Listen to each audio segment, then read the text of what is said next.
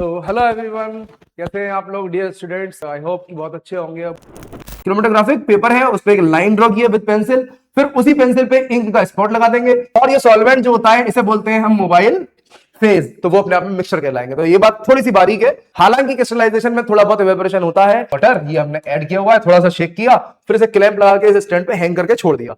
Deposition क्या कहलाएगा?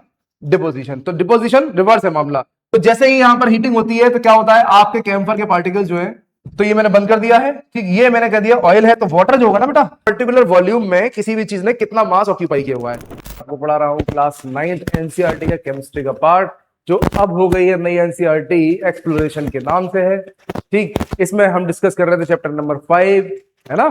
Chapter number 5 क्या है साहब? चैप्टर का नाम exploring mixture and their separation.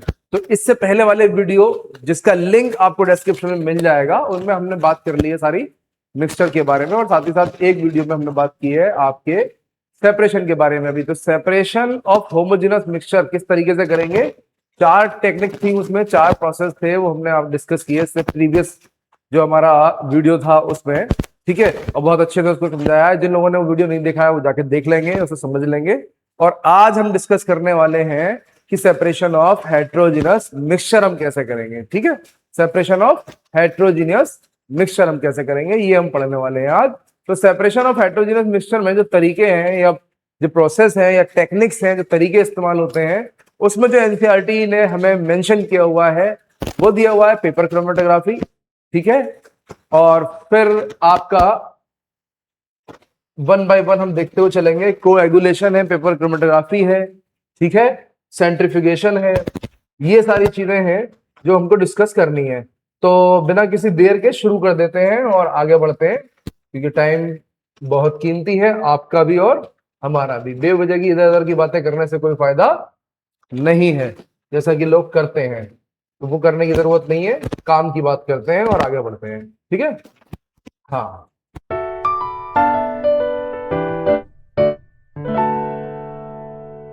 चलिए, तो यहां बात आती है methods of separation of heterogeneous mixture, ठीक है। अब हेट्रोजीनियस मिक्सचर अगर हमारे पास है तो ऐसे कौन कौन से मेथड हैं या कौन कौन से तरीके हैं जिसके थ्रू हम सेपरेशन कर सकते हैं, प्रोसेस कौन कौन सी है।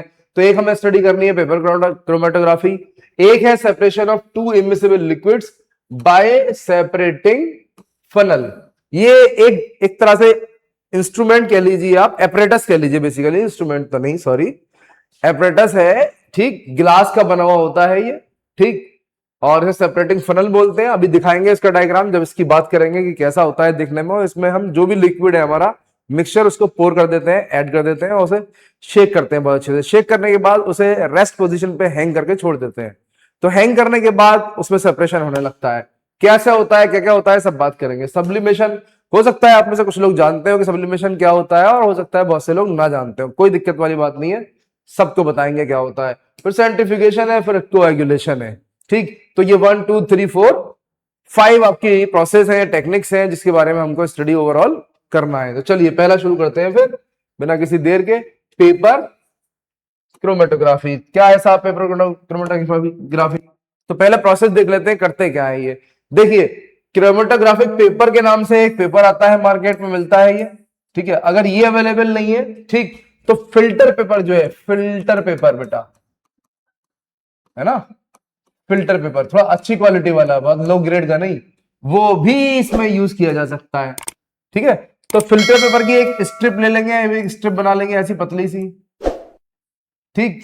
अब इस स्ट्रिप पर पेंसिल से एक मार्क कर देंगे हम, ठीक है। जैसे यहां थोड़ा सा ऊपर करेंगे, बॉटम से थोड़ा सा ऊपर, ये कर दिया मैंने।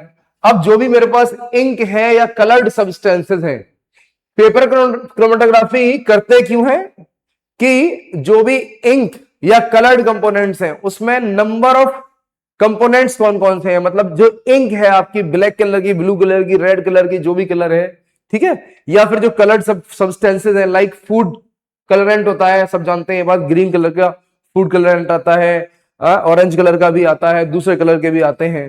तो वो ऐसा नहीं है कि सिंगल कलर से मिलकर बने हुए हैं, आपको लग रहा है ग्रीन कलर का कलर फूड कलर है, ठीक है ना, नहीं, उसमें और भी कलर हो सकते हैं। तो उसको चेक करने के लिए, उसको आइडेंटिफाई करने के लिए कि उसमें और क्या क्या है या कौन कौन से कलर से मिलकर के वो फूड कलर या वो इंक ब्लैक कलर की बनी हुई है, हम क्या कर रहे हैं, paper chromatography, to identify the number of components of a heterogeneous mixture like ink, food colour and etcetera, we do paper chromatography. समझ में आ रही है बात? ठीक।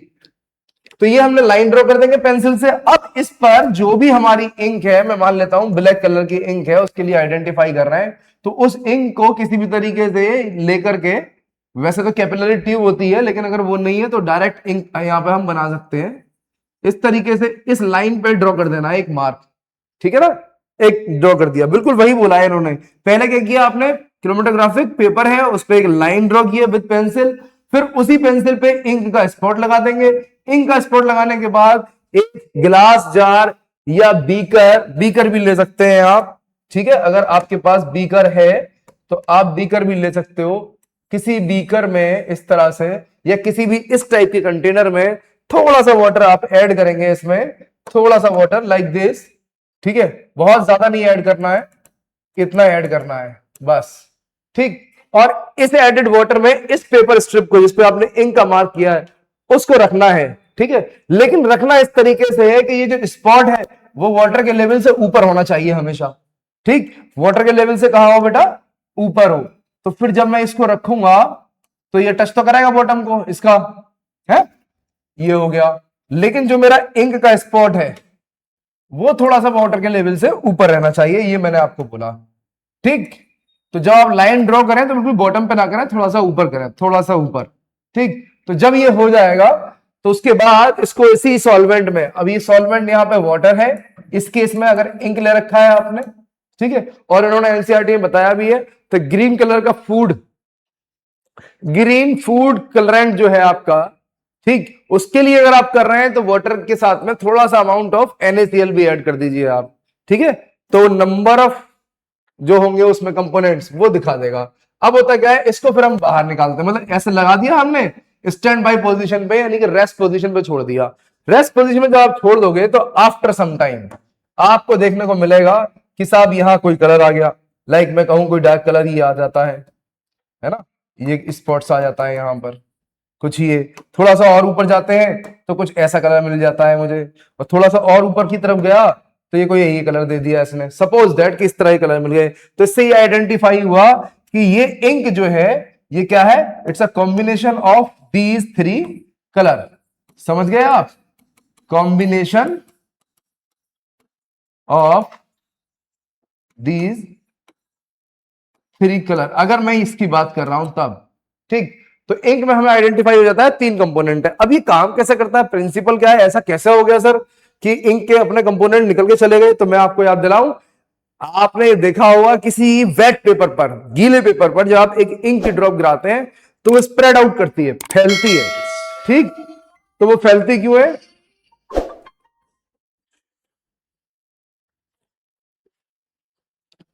तो फैलती क्यों है, क्योंकि वो मोबाइल फेज में होती है। इंक जो है जैसी वाटर के कांटेक्ट में आती है वो मोबिलिटी शो करती है, मतलब आगे बढ़ने लगती है, ठीक। तो जब भी कभी ऐसा होता है, जब भी कभी ऐसा होता है तो नंबर ऑफ कंपोनेंट जिनकी वोलेटिलिटी अलग अलग है, मतलब मूवेबिलिटी अलग अलग है, ये तीनों एक साथ थे कोई दिक्कत नहीं है, लेकिन इनमें से कोई एक तेज चलने वाला है, कोई स्लो है, कोई बहुत स्लो है। तो जो तेज चलने वाला है तो वो ज्यादा डिस्टेंस कवर कर रहा है, वो ये है जैसे, ठीक। और जो उससे स्लो है वो ये हो गया, और जो सबसे स्लो है वो ये हो गया, क्योंकि वाटर के कांटेक्ट में आने के बाद पेपर में वाटर ऊपर की तरफ जाएगा, जिसे हम क्या बोलते हैं, मोबाइल फेज। मतलब ये वेट पेपर के कांटेक्ट में आने के बाद वाटर जो है वो स्प्रेड आउट होगा ना, सब जानते हैं ये बात, वाटर स्प्रेड आउट होता है। तो जब ये स्प्रेड आउट होगा तो इंक को भी अपने साथ लेके आगे बढ़ेगा। इंक में जितने भी नंबर ऑफ कंपोनेंट होंगे, एक्सक्यूज मी, एक 1 मिनट,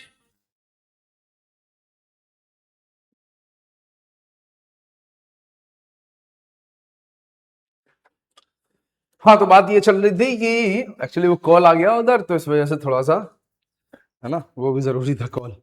एनीवेज, तो बात ये कर रहा था मैं कि जो इंक स्पॉट आपने यहाँ पर लगाया है इस क्रोमेटोग्राफिक पेपर पर या फिर फिल्टर पेपर जो आपने ले रखा है, तो हमारा टारगेट ये रहना चाहिए कि जो भी वाटर में हमने इसको रखा है ये इंक का स्पॉट हमारा वाटर को टच ना करे, पहली बात। दूसरी बात ये है कि आफ्टर सम टाइम जब ये रखा रहेगा तो वाटर के साथ में इंक के नंबर ऑफ कंपोनेंट धीरे धीरे आगे बढ़ना शुरू हो जाएंगे। जैसे वाटर स्प्रेड आउट करता है, हम सब जानते हैं, पेपर के ऊपर, ठीक है। अगर आप इंक पर्टिकुलर इस जगह पर ड्रॉप करोगे तो वो इंक मतलब सॉरी वाटर की ड्रॉप अगर इस जगह पर ड्रॉप करोगे आप तो क्या होगा, फैलने लगेगी धीरे धीरे। तो वही तरीका है यहां पर भी कि वाटर जो है धीरे धीरे धीरे धीरे स्प्रेड आउट करेगा। तो वाटर के साथ में ये जो इंक है ये इसके कांटेक्ट में आएगी, तो इंक में नंबर ऑफ कंपोनेंट जो है वो भी धीरे धीरे आगे बढ़ेंगे। अब बात ये है कि ये ऊपर क्यों और ये नीचे क्यों, तो वो इस कंपोनेंट की अपनी एक खास प्रॉपर्टी है कि वो वाटर के साथ ज्यादा मूवेबल है कि कम। अगर ज्यादा मूवेबल है तो आगे तक जाएगी, अगर कम है तो नीचे रह जाएगी। सिंपल है बात, समझ में आई। अगर दो कंपोनेंट हैं तो दो स्पॉट आते, तीन है तो तीन आएंगे, चार है तो चार आएंगे। जितने नंबर ऑफ कंपोनेंट्स होंगे उतने स्पॉट आपको नजर आएंगे यहां पर, ठीक है। अब सर बात ये है कि ये बात तो समझ में आ गई, ये तो एक्टिविटी के बेसिस पर है कि इसको करके देखा जा सकता है, बिल्कुल सही बात है। इस एक्टिविटी को अगर आप देखना हो वीडियो की फॉर्म में तो हमारा जो चैनल है शिक्षा मी शॉर्ट्स के नाम से और इंस्टाग्राम पे भी शिक्षा मी क्लासेस के नाम से, वहां पे इनके वीडियो मिल जाएंगे, हमने डेमोन्स्ट्रेशन किया हुआ होगा, तो वहां आप देख सकते हैं इनको, ठीक है। चलिए अब बात यह कि अगर एग्जाम में आए, स्कूल में कोई पूछे तो कैसे लिखना है, डिफाइन कैसे करेंगे सर, तो डेफिनेशन का तरीका ये है।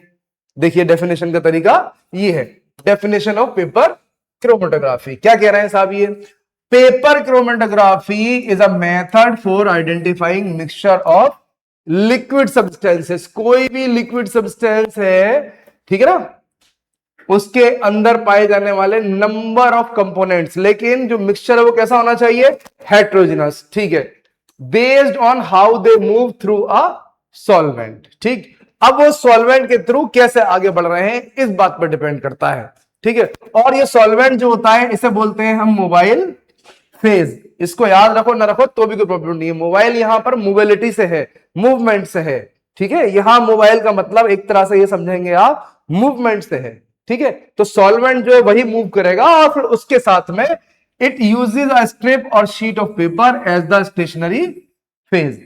पेपर जो है या शीट जो है आपकी वो स्टेशनरी फेज की तरह से काम करती है, क्योंकि वो कहीं भी इधर उधर नहीं मूव करती है। सिंपल सी बात है, इस तरह की डेफिनेशन आपको लिखनी है, आपको मार्क्स मिल जाएंगे। डेमोन्स्ट्रेशन अगर वो आपसे कहें कि एक्सप्लेन विद डायग्राम, तो जो पीछे था उस तरीके से हम इसको बना देंगे और दिखा देंगे, और एग्जाम्पल इंक ऐसे आप बता सकते हो वहां पर, ठीक। चलिए नेक्स्ट देखते हैं क्या है। नेक्स्ट क्या है साहब, अरे साहब कॉन्सेप्ट चेक कर रहे हैं अभी हमारे, चलिए कॉन्सेप्ट चेक करवा लेते हैं, सब अपने भी करवा लीजिए, हमारे भी हो जाएंगे, हम सबके हो जाएंगे। क्या है साहब, ये भी एनसीईआरटी का ही है बेटा, एनसीईआरटी से लिया हुआ है, एक्सप्लोरेशन बुक से लिया हुआ है ये भी, ठीक है। हाँ तो क्या है बात, ये कह रहे हैं कि state whether the following statements are true और फॉल्स, है ना। Also correct the false statement, अगर गलत है तो उसको करेक्ट करना है, ठीक है। पहला स्टेटमेंट क्या है, salt can be separated from a salt solution bye evaporation और डिस्टिलेशन, तो ये बिल्कुल सही बात है, ठीक। अब कैसे सही बात है मैं समझा देता हूं, और यहां पे किसी को डाउट हो। इवेपोरेशन तो मैंने समझाया आपको, पिछले वीडियो में बताया है कि एक सी वाटर का इवेपोरेशन करने के बाद ही, सी वाटर का इवेपोरेशन करने के बाद ही हमको NaCl ऑब्टेन होता है। डिस्टिलेशन समझ लें आप, डिस्टिलेशन आपने 2 मिसिबल लिक्विड्स का देखा, लेकिन अगर मुझे सॉल्ट ऑब्टेन करना है तब भी मैं डिस्टिलेशन कर सकता हूं। जैसे सॉल्ट और वाटर का एक होमोजेनस मिक्सचर है, ठीक, क्या है, सॉल्ट और वाटर का एक होमोजेनस मिक्सचर है। अब इसको आप क्या करें, इसको आप हीट करना शुरू कर दें, वही राउंड बॉटम फ्लास्क में या डिस्टिलेशन फ्लास्क में, ठीक, और एक कंडेंसर वगैरह लगा दें, तो उससे क्या होगा, जब आप हीट करोगे वाटर के बॉइलिंग पॉइंट पर, तो वाटर तो सेपरेट आउट हो जाएगा और जो भी रह जाएगा वो क्या रह जाएगा, NaCl। फायदा ये है इस टेक्निक का डिस्टिलेशन का कि इसमें NaCl भी आपको प्योर फॉर्म में मिल जाएगा और वाटर भी प्योर फॉर्म में मिल जाएगा, ठीक है। लेकिन इवेपोरेशन में क्या है कि वाटर सारा का सारा एटमॉस्फेयर में चला जाएगा, सिर्फ और सिर्फ सॉलिड सब्सटेंस आपको मिलेगा। इवेपोरेशन में क्या है, सिर्फ सॉलिड सब्सटेंस मिलेगा आपको। डिस्टिलेशन अगर आप कर रहे हैं तो सॉलिड और लिक्विड दोनों मिल जाएंगे। लेकिन एक बात याद रखेंगे कि डिस्टिलेशन तभी पॉसिबल है जब एक ही टाइप का सॉल्यूट हो, वो भी कैसा, सॉलिड, ठीक, और वाटर हो आपके पास, या कोई और हो। अब आप कहो कि सर NaCl भी है और शुगर भी है और वाटर भी है, तब डिस्टिलेशन करते हैं क्या, तो क्या सॉल्ट सेपरेट हो जाएगा? नहीं होगा, क्योंकि कंटेनर के अंदर अब NaCl और शुगर दोनों रह जाएंगे, तो वो अपने आप में मिक्सचर कहलाएंगे। तो ये बात थोड़ी सी बारीक है, थोड़ी सी फाइन लाइन पर है, इसको थोड़ा सा ध्यान रखना है कि सिर्फ एक ही टाइप का अगर सॉलिड है तब हम डिस्टिलेशन कर सकते हैं। अगर एक सॉलिड किसी लिक्विड में डिसॉल्व हुआ है तब, तो उससे ये लिक्विड और सॉलिड सब्सटेंस दोनों सेपरेट आउट होके आ जाएंगे। ठीक, चलो ये बात हो गई, ट्रू है भाई ये, है ना। आ जाओ, distillation can be used for separation of two liquids even when these have the same boiling point. नहीं, सेम बॉइलिंग पॉइंट पर नहीं होता, ये फॉल्स बात है। अब कैसे है, करेक्ट कर देते हैं इनको। करेक्ट क्या होगा सर, करेक्ट ये होगा कि डिस्टिलेशन तब यूज करते हैं हम when these have greater than 25 degree Celsius difference in their boiling point, है ना। ये हमने सीखा हुआ है, ये हमने पढ़ा है, ये हमने आपको बताया भी है पिछली क्लासेस में कि अगर 25 डिग्री सेल्सियस से ज्यादा का डिफरेंस दो लिक्विड्स में होगा, ठीक है, तभी हम डिस्टिलेशन कर सकते हैं। ठीक, चलिए, जैसे वाटर है और क्लोरोफॉर्म है, मैंने वहां एग्जांपल लिखा हुआ है, वाटर और क्लोरोफॉर्म, है ना। इसका 100 होता है, इसका आपका 68 डिग्री सेल्सियस, तो बहुत फर्क आ गया। तो इन दोनों का हम कर सकते हैं, पिछली क्लासेस में हमारे में देख सकते हो आप। इधर आ जाओ भाई, क्या कह रहे हैं साहब, ये कह रहे हैं आपसे, इन paper chromatography the solvent level should be above the sample spot at the beginning of the experiment. तो बिल्कुल सही बात है, ये बिल्कुल सही बात है। पेपर क्रोमेटोग्राफी में the solvent level should be above the sample spot, oh sorry, मैं वो उसको समझा। पेपर क्रोमेटोग्राफी में क्या हो रहा है, सॉल्वेंट का लेवल जो है आपका वो एवो होना चाहिए सैंपल स्पॉट से, तो ये फॉल्स बात है बेटा, फॉल्स बात है, फॉल्स बात है ना। ये कहना चाह रहे हैं इस बात से। देखो मैं खुद घूम गया यहां पर कि ये जो स्पॉट आपने बनाया है ये इंक का और ये वाटर का जो लेवल है यहां है, तो क्या ये इसके मुकाबले ये ऊपर होना चाहिए, ये लेवल यहां पर है और ये आपने वाटर लेवल यहां तक ले रखा है, तो ऐसा नहीं होना चाहिए। ठीक है, ऐसा नहीं होना चाहिए, वाटर का लेवल कम होना चाहिए इंक के लेवल से या स्पॉट के लेवल से, तो ये फॉल्स बात है। ठीक, अच्छा, क्योंकि अगर ऐसा हुआ तो इंक जो है पहले ही number of molecules of water ज्यादा दिखेंगे तो नीचे की तरफ चली जाएगी, स्पॉट ऊपर आने की बजाय नीचे की तरफ चले जाएंगे और नीचे जगह कम होती है, तो वो गड़बड़ हो जाएगा मामला, फिर से वो मिक्सिंग दिखाएगा। Evaporation and crystallisation are the same process, नहीं सेम नहीं होते हैं बेटा, डिफरेंस होता है दोनों में, तो ये भी आपका क्या हो गया, फॉल्स हो गया, है ना। सेम तो नहीं होते हैं, डिफरेंस होता है दोनों में। एवेपोरेशन जो होता है आपका, पहली बात तो बिलो दी बॉइलिंग पॉइंट हो जाता है, किसी भी टेम्परेचर पे हो जाता है। क्रिस्टलाइजेशन जो है वो जो है आपके कूलिंग के इफेक्ट की वजह से होता है। हालांकि क्रिस्टलाइजेशन में थोड़ा बहुत एवेपोरेशन होता है, लेकिन पूरी तरीके से एवेपोरेशन नहीं होता है। Some amount of solvent will evaporate, लेकिन एवेपोरेशन का मतलब ये कंप्लीटली वो पूरी तरीके से सारे मॉलिक्यूल्स एवेपोरेट हो जाए। ठीक है, ये बात है। और इसमें जो स्ट्रक्चर मिलता है क्रिस्टलाइजेशन में, आपको एक बहुत ही अच्छा और लार्ज पार्टिकल्स मिलते हैं आपको क्रिस्टलाइन फॉर्म के, क्रिस्टल्स के। ठीक है, क्रिस्टल क्या है साहब, regular arrangement of components of a compound, है ना, इन 3 डायमेंशन। एवेपोरेशन जो है वो फास्ट भी हो सकता है टेम्परेचर के बेसिस पे और स्लो भी हो सकता है, तो उसमें क्रिस्टल का साइज जो है वो आपका फिक्स टाइप का नहीं रहेगा। हो सकता है कि इस तरह का सॉलिड आपको मिला जो क्रिस्टलाइन फॉर्म में प्रॉपर ना आए, तो इन दोनों में ये डिफरेंस रहता है, तो ये फॉल्स स्टेटमेंट है आपका। ठीक, तो ये आपका ट्रू हो गया, ये फॉल्स हो गया, ये फॉल्स हो गया और ये भी फॉल्स हो गया। ठीक, चलिए आगे बढ़ते हैं। अब बात कर रहे हैं हम separation of to immiscible liquids. ये बड़ा अच्छा टॉपिक है साहब, मजेदार बात है, यहां पे सीखने को कुछ मिल जाएगा आपको। Separation of to immiscible liquids, दो ऐसे लिक्विड का मिक्सचर जो पूरी तरीके से मिक्स ना हुए हों। क्या इसका कोई एग्जाम्पल है हमारे पास? बिल्कुल है। उसका एग्जाम्पल है ऑयल एंड वाटर। क्या है साहब? Oil and water. ये परफेक्ट एग्जाम्पल है आपका इमिसिबल लिक्विड के मामले में। ठीक, ऐसा क्यों होता है मैं आपको बता देता हूं। एक टर्म होता है बेटा डेंसिटी, ठीक है ना? डेंसिटी, डेंसिटी का मतलब होता है एक पर्टिकुलर वॉल्यूम में किसी भी चीज ने कितना मास ऑक्यूपाई किया हुआ है। मींस कि density equals to mass, proper लिख देता हूं मैं, ये टर्म होता है डेंसिटी इक्वल्स टू उस सब्सटेंस का मास और उसी सब्सटेंस का क्या है? वॉल्यूम। ये density of substance, mass by volume. तो अगर ये ग्राम में है तो ये किस में आ जाएगा? ml में, ठीक है, या फिर सेंटीमीटर क्यूब। ठीक है, ये डेंसिटी की बात हो गई। तो होता क्या है, डेंसिटी से क्या लेना देना है साहब इसका? तो लेना देना है ऑयल एंड वाटर की बात जब हो रही है तो वाटर की डेंसिटी ऑयल से ज्यादा होती है। और जब भी डेंसिटी में डिफरेंस आएगा, जब भी डेंसिटी में डिफरेंस आएगा तो क्या होगा कि एक हाई होगा डेंसिटी में, एक लो होगा। ठीक, तो उसकी वजह से ये अलग अलग हो सकते हैं। Based on density they can be separated by using separating funnel.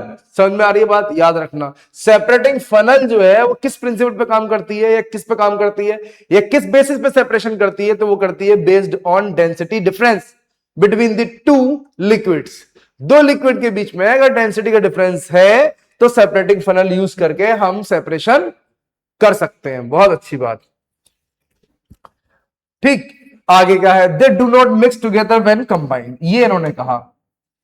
ठीक, इमिसिबल लिक्विड जो होते हैं वो आपके मिक्स नहीं होते हैं। They naturally form separate layers, naturally वो अलग अलग हो जाएंगे बेस्ड ऑन डेंसिटी। ठीक है, the layer formation depends on the density of each liquid. अब ये डेंसिटी पे डिपेंड करता है जो भी लेयर बनेगी। अब एक ऊपर आएगा, एक नीचे आएगा और कहीं कहीं आएंगे, तो कौन ऊपर कौन नीचे अभी बात करते हैं। तो ये बेटा ये होती है आपकी, है ना, ये आपकी ट्यूब होती है, इस तरह से है कि ये ऐसे, है ना,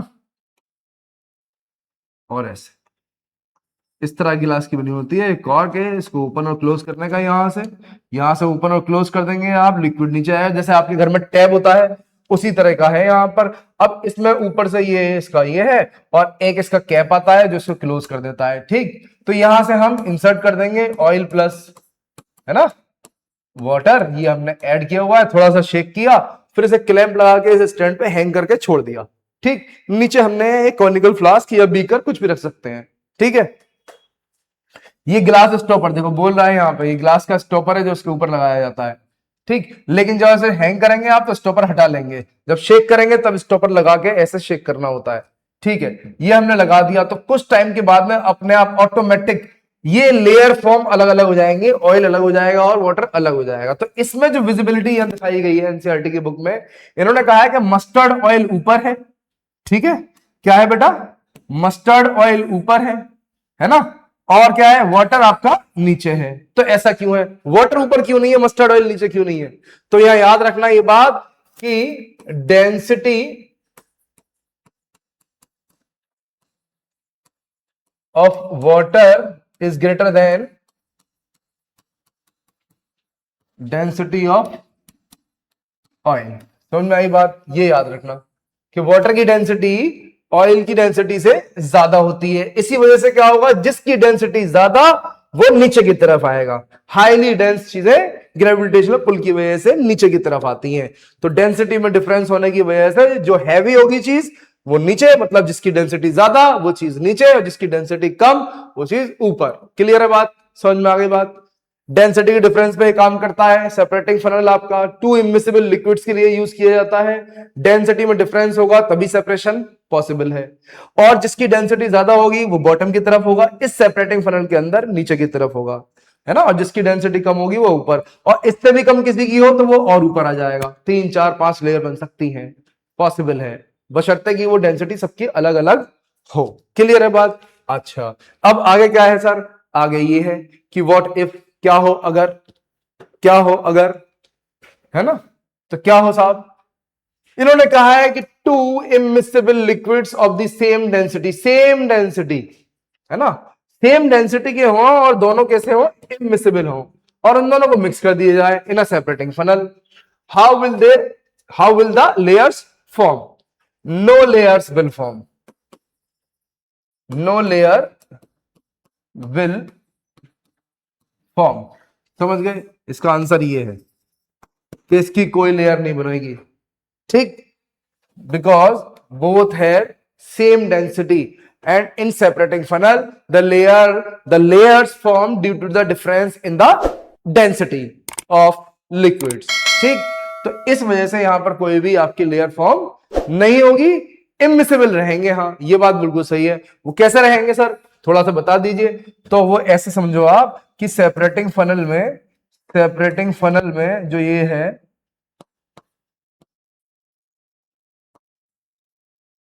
ठीक, तो इसमें जैसे मैं मान लेता हूं कि मेरे पास ये है, ये मेरे पास लाइक कोई ऑयल हो गया,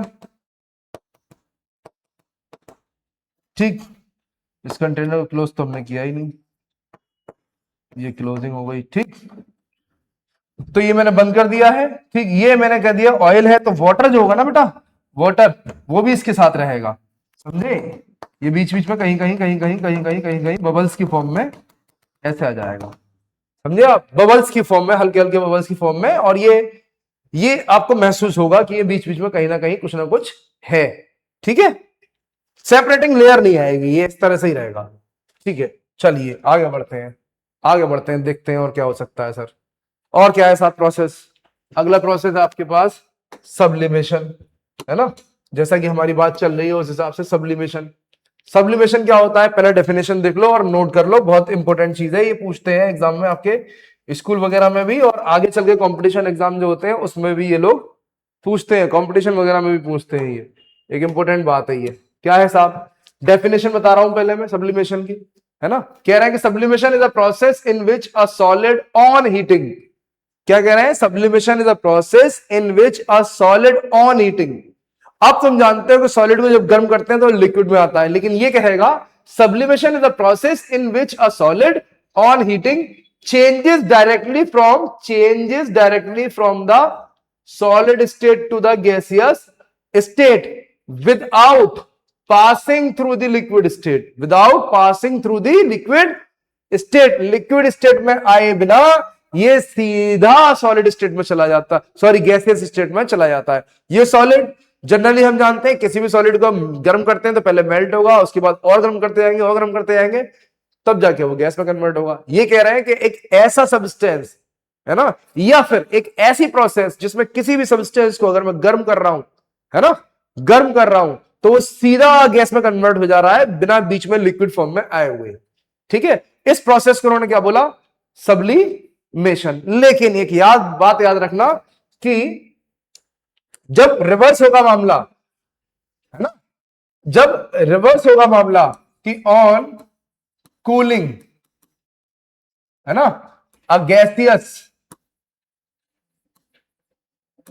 substance comes directly in solid state, है ना, अगर सीधा सॉलिड स्टेट में आ रहा है तब क्या होगा? तब ये भी प्रोसेस क्या कहलाएगा? डिकम्पोजिशन, सॉरी डिकम्पोजिशन नहीं बेटा, है डिपोजिशन,